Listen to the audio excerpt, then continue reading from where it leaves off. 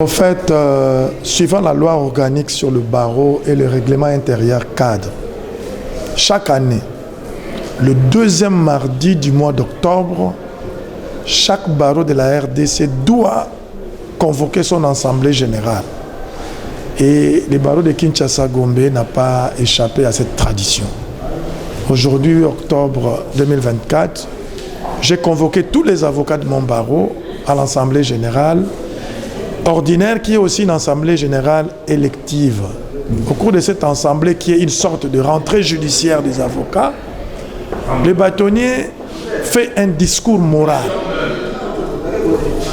invite les avocats autour d'un thème, de voir l'année qui va commencer. Et aujourd'hui, j'ai parlé avec mes avocats sur la place des honoraires dans l'exercice de la profession d'avocat. Au cours de la même assemblée, le trésorier de l'ordre, sur instruction de M. le bâtonnier, fait le rapport de la gestion des finances passées et présente pour approbation les budgets pour l'exercice à venir. Et dans les cas d'espèce, c'est le budget 2024-2025. Et au cours de la même assemblée, on procède à l'élection des 5 membres du Conseil de l'ordre en remplacement des 5 autres qui vont sortir. Donc voilà un peu en résumé ce qui constitue l'essentiel de l'Assemblée générale du deuxième mardi du mois d'octobre que le barreau de Kinshasa-Gombe vient d'organiser. L'objectif d'une Assemblée générale, c'est d'abord mettre tous les avocats ensemble, parce que l'Assemblée générale, c'est l'organe suprême, c'est l'organe qui prend des décisions. Et deuxièmement, c'est l'occasion pour les bâtonniers de s'entretenir avec tous les avocats de son barreau, et il le fait autour d'un thème. Et au cours de cette assemblée, on doit renouveler le membre du Conseil de l'ordre de tiers. C'est-à-dire sur les 15, 5 sortent et 5 entrent. Donc c'est vraiment l'essentiel d'une assemblée générale organisée au mois d'octobre. Aujourd'hui, j'ai parlé à mes confrères d'un sujet qui tourne autour des honoraires. Parce que l'avocat ne vit que de ça. Mais comment taxer les honoraires? Pourquoi demander les honoraires? Je leur ai dit que ça doit être la contrepartie des prestations fournies à son client. Et ça doit se fixer conformément au barème. Parce que ça ne peut pas être l'occasion de dérives pour les avocats. Et j'ai été ferme avec eux. Que les avocats restent le dû à un avocat, mais ça doit se faire conformément à la loi et au règlement intérieur cadre. Et ça ne peut pas constituer un moment d'une dérive quelconque. Et celui qui marche à l'encontre des règles, il sera interpellé et il sera puni. J'ai insisté sur un point capital, la formation continue. Et nous, au barreau de la Gombe, on en fait maintenant une obligation. Tout avocat doit se mettre à jour pendant des heures bien précises. Parce qu'on ne peut pas concevoir qu'on doit exercer une profession qui est dynamique et que l'avocat reste statique. L'avocat doit suivre le mouvement dynamique de la science et doit régulièrement se mettre à jour pour être utile à ses clients et à toute personne qui recourt à ses services. C'est pourquoi j'ai insisté sur la formation continue qui deviendra obligatoire pour les avocats de la Gombe.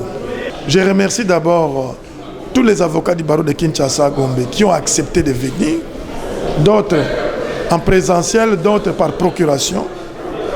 Un seul message: la noblesse de la profession que nous exerçons exige de nous un comportement exemplaire.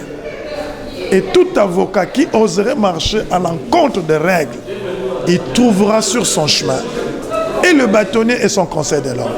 C'est une grande journée. C'est le 8 octobre de chaque année. Une journée qui revient pratiquement à l'Assemblée générale de notre barreau de Kinshasa-Gombe. Et nous avons l'occasion, à ce moment-là, de pratiquement passer en revue tout ce qui est fait par notre corps les activités des différentes commissions. Nous passons en revue ce qu'il y a encore à faire.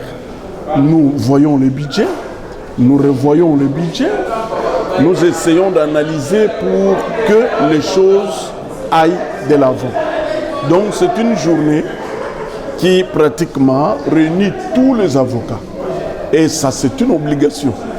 C'est une obligation pour chaque avocat de pouvoir y être. Parce que quand vous ne venez pas, le conseil de l'ordre peut vous convoquer et pourquoi pas vous sanctionner. À la fois aussi, on essaye de revoir le nombre de membres du conseil de l'ordre. Il y a les membres du conseil de l'ordre qui sont là, pour qui les mandats sont pratiquement à la fin. Et comme c'est à la fin, automatiquement, on organise les élections. Et pendant ces élections-là, on vote de nouveaux membres du conseil de l'ordre. C'est pourquoi vous voyez qu'il y a maintenant même là des élections qui se font pour substituer 5 membres du conseil de l'ordre qui pourront faire, à l'époque c'était 15, moi je ne sais plus maintenant actuellement, le nombre ça a combien, et pour que le conseil de l'ordre fonctionne normalement. Mais le conseil de l'ordre, c'est pratiquement le comité directeur qui nous dirige. On a un bâtonnier à la tête, c'est notre père, mais insemblable, mais qui a de l'autorité. C'est lui qui nous dirige. Et il y a le vice, il y a le doyen, il y a le vice-doyen avec les différents membres du conseil de l'ordre qui dirigent les différentes commissions. Il y a plusieurs commissions là-bas qui sont là et qui sont dirigées par les présidents des commissions. Et moi personnellement, j'ai été à plusieurs commissions à l'époque. Et maintenant, il y a aussi la jeunesse qui relance les choses. Et nous sommes très contents de notre barreau. Aujourd'hui, là, on a parlé un peu de notre assurance. Nous tenons à ce que les avocats ne soient pas errants, qu'ils puissent avoir quand même cette assurance-là pour que vraiment, en cas de maladie, qu'on puisse quand même être pris en charge. Le mot personnel à moi, aux jeunes notamment, c'est de leur dire que les moments sont durs. Effectivement, quand nous avons commencé avec ces barreaux, les conditions n'étaient pas les mêmes, comme aujourd'hui, non. On avait beaucoup de facilités. Mais aujourd'hui, là, il y a la crise elle-même qui est en train de sévir. Et aussi, en plus de la crise, il y a la moralité. Il y a la moralité. Il y a vraiment des conditions de vie qui deviennent trop difficiles, au point que finalement, il faut savoir tenir. Et il faut tenir pour que vous puissiez aller de l'avant. Et pour tenir, c'est respecter les règles de la profession et aussi, pourquoi pas, vraiment avoir une grande moralité. C'est un devoir qui est obligatoire pour tout avocat de participer à toute activité de l'ordre. Et là aujourd'hui, c'était notre assemblée générale ordinaire que nous tenons régulièrement chaque mois d'octobre, et où les bâtonniers ensemble avec les conseils de l'ordre nous ont fait les rapports détaillés sur les budgets de notre barreau, mais aussi les budgets pour l'année 2025. Et là aussi avec beaucoup de recommandations pour demander aux confrères, aux avocats de suivre assez plus de formations, de se spécialiser dans les différents domaines, mais aussi de répondre à tout moment lorsqu'il y a une activité du conseil de l'ordre. Parce qu'effectivement, nous là, nous n'avons que ça, les avocats que nous sommes. Nous n'avons pas de numéro matricule, nous ne sommes pas appelés à travailler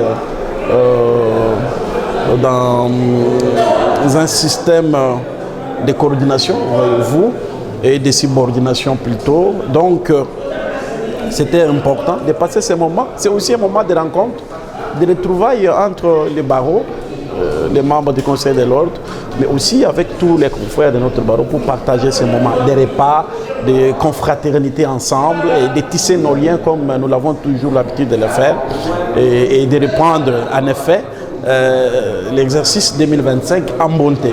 Non mais le bâtonnier n'a pas tort, le bâtonnier a raison parce qu'aujourd'hui les droits c'est un grand chantier, c'est une grande forêt qui renferme en son sein beaucoup de matières. Et vous ne pouvez pas être un avocat comme un avocat polyvalent. Tantôt, il s'occupe des matières du travail, tantôt matières commerciales, tantôt les droits pénals, tantôt les droits civils, tantôt. Et donc il est important, comme c'est le cas ailleurs, en Europe, en Belgique, en France où nous avons été, vous trouverez les avocats qui sont plus spécialistes dans différents domaines. Et donc, qui à chaque fois qu'il y a un contentieux, un litige, son cabinet est réputé en tant que tel. Les droits pénals, il y a un cabinet ou des avocats qui sont plus spécialistes en matière pénale et ceux qui s'occupent aussi des droits sociaux et donc des droits du travail, ils en ont cette spécialité-là. C'est très important parce que ça favorise assez plus le climat d'affaires qui permet à ce que chaque avocat soit compétitif dans son domaine tel qu'il est. C'est ainsi que vous verrez pour la plupart des confrères tels que vous nous avez vus dans la salle, nombreux sont aujourd'hui inscrits dans le 3e cycle, en train de faire beaucoup plus de maîtrise, voyez-vous, dans les différents domaines. Il y en a la plupart d'entre nous qui sont aujourd'hui en Europe, en train toujours de continuer avec des recherches. Et aujourd'hui, il y a l'avènement des droits WADA qui fait qu'il faut aussi faire face à cette législation-là qui est aussi complexe. Et donc, le bâtonnier a raison. Nous devons avoir cette habitude-là, puisque au Congo, en général, lorsque vous fréquentez nos différents cabinets, vous trouvez que nous sommes assez plus comme des généralistes, quoi. Nous recevons tous les clients, nous traitons tous les dossiers possibles, dans tous les domaines. Et donc, non seulement ça encombre, mais aussi, voyez-vous, on ne peut pas toujours être apte dans tout. C'est ainsi qu'il y a certains procès qu'on perd déjà dès l'entame. Il y a beaucoup plus de réalités qui nous arrivent comme ça. Et donc c'est très important le discours du bâtonnier. Ça motive, ça réanime l'avocat et ça nous fait appel à la conscience. Parce que nous n'avons que ce métier, nous n'avons que cette profession d'avocat. Et donc nous devons être, comme on nous appelle des maîtres, effectivement des vrais maîtres qui maîtrisent les dossiers lorsqu'il vous est confié. Oui, j'ai accompli seulement notre devoir seulement professionnel. Nous avons élu 5 membres du conseil qui vont nous gérer, qui vont siéger dans les conseils de l'ordre des barreaux de Kinshasa-Gombe pour voir comment améliorer certaines situations qui se passent dans les barreaux de Kinshasa-Gombe. Parce que les autres là, ils ont terminé déjà leur mandat. Comme ils ont déjà terminé leur mandat, nous serons souvent obligés seulement d'élire les nouveaux membres du conseil de l'ordre. C'est une bonne chose vraiment à cette demande parce que les droits évoluent. Ce n'est pas vraiment statique. Les droits, c'est une forêt. Il faut apprendre chaque jour. Les magistrats ou les avocats qui ne lisent pas, qui n'apprennent pas ou qui ne suivent pas la formation, il y aura des difficultés. Parce que nous avons, quand nous avons terminé l'université, il n'y avait pas les droits à ADA. Maintenant, il y en a. Donc, il fallait que les avocats puissent suivre une bonne formation pour être à la page, pour bien défendre les clients. Parce que ce n'est pas nécessaire que devant la barre, devant les juges, un avocat est incapable de se défendre, incapable de démontrer de quoi il est capable de défendre son client. D'où il faut une formation nécessaire, une formation actualisée, parce que les droits évoluent. Les droits, c'est une forêt, il faut que les avocats, chaque jour, ils apprennent. Et il y a les dispositions des lois qui sortent, il y a sûrement la législation qui évolue, il y a l'application de droits qui changent au jour. Donc l'avocat doit être à la page. C'est ainsi que le bâtonnier du barreau de Kinshasa-Gombe, notre bâtonnier, nous a demandé, nous a invité de suivre une formation à tout moment pour être à la page afin de bien défendre nos clients. Oui, c'est une recommandation vraiment très fondée. Ça fait de notes. D'ailleurs, moi personnellement, dans les différents forums, je suis en train seulement de suivre la formation telle qu'OADA, la formation d'autres formations qui vont nous permettre d'être à la page, de bien défendre nos clients. Oui, les jeunes avocats, je les demande toujours de ne pas chercher d'abord l'argent. Il faut d'abord chercher la matière. Parce que si vous maîtrisez la matière, si vous connaissez la matière, les clients viendront eux-mêmes. Ce sont les clients qui vont commencer à solliciter. Au lieu que d'être sous les arbres au parquet, de chercher les clients pour défendre des petits dossiers. Non. Suivez la formation, suivez les aînés, être en contact avec les aînés, suivre la formation. Comme ça, les clients vont venir. Et c'est à ce moment-là que vous allez recevoir l'argent, vous allez avoir plusieurs clients pour avoir les honoraires. Mais si vous comptez toujours avec les honoraires, vous cherchez l'argent et que vous n'avez pas la matière, vous aurez des difficultés. C'est pourquoi vous constatez qu'il y a certains avocats, ils ont terminé plusieurs années, ils n'ont pas de moyens, ils ont des difficultés parce qu'ils ne maîtrisent pas. Et les clients, comme nous disons, ce sont nos propres ennemis. Si vous nous défendez mal, s'ils perdent des procès, s'ils n'ont pas seulement de bons résultats, ils ne viendront plus. Ils ne viendront plus. Donc, il faut avoir la matière, il faut être un avocat bien formé pour bien défendre aussi vos clients. Et à ce moment-là, vous aurez sûrement des pécuniaires, comme nous disons en droit.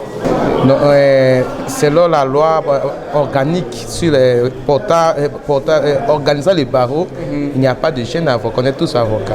C'est une fierté pour nous de pouvoir voter les autorités ordinales parce que ce sont eux qui s'occupent des activités quotidiennes de notre barreau. Donc nous venons vraiment d'accomplir un devoir qui est le nôtre par rapport au bon fonctionnement de notre barreau. En tout cas, moi, j'ai fait mieux cette recommandation du bâtonnier, à ce sens que le droit, c'est une science évolutive. Et une science, on doit se mettre à la page, au jour le jour. Parce qu'il y a d'autres matières qu'on n'a pas apprises à l'université. Mais aujourd'hui, qui sont d'actualité dans notre pays. Alors nous, État des avocats, nous devons nous mettre un jour par rapport à ces nouvelles matières pour nous permettre de défendre mieux nos clients. Vous savez, de prime abord, je vais commencer par insinuer que l'avocat, nous sommes dans un corps qui est les barreaux, qui est notre mère, c'est notre organe disciplinaire. Chaque fois, nous nous réunissons pour élire les membres du Conseil de l'Ordre qui dirigent les barreaux. Voilà, je peux que jeter des fleurs à ceux qui viennent d'être là et souhaiter la bonne chance à ceux qui arrivent après les élections ici. Et vous savez, comme vous le savez aussi, entre les pouvoirs judiciaires ou la justice et les barreaux, il y a un rapport de complémentarité. Ça signifie qu'il y a des actes que les avocats posent comme partenaire de la justice qui fait bien fonctionner l'administration du pouvoir judiciaire. Voilà un peu notre présence ici. Je sais que bâtonner dans la bonne voie. Vous savez, actuellement, la spécialisation est vraiment importante pour les avocats parce qu'au fur et à mesure les droits sont en train d'évoluer, ça prend les volumes. Il faut se focaliser sur un domaine pour les maîtriser. Voilà un peu, je pense que la voie du bâtonnier est applaudissable. Finalement, je suis déjà en train de faire la spécialisation, je suis dans les droits miniers. Voilà un peu, donc je suis en train d'emboîter déjà les pas par rapport à ce que les bâtonniers viennent de dire.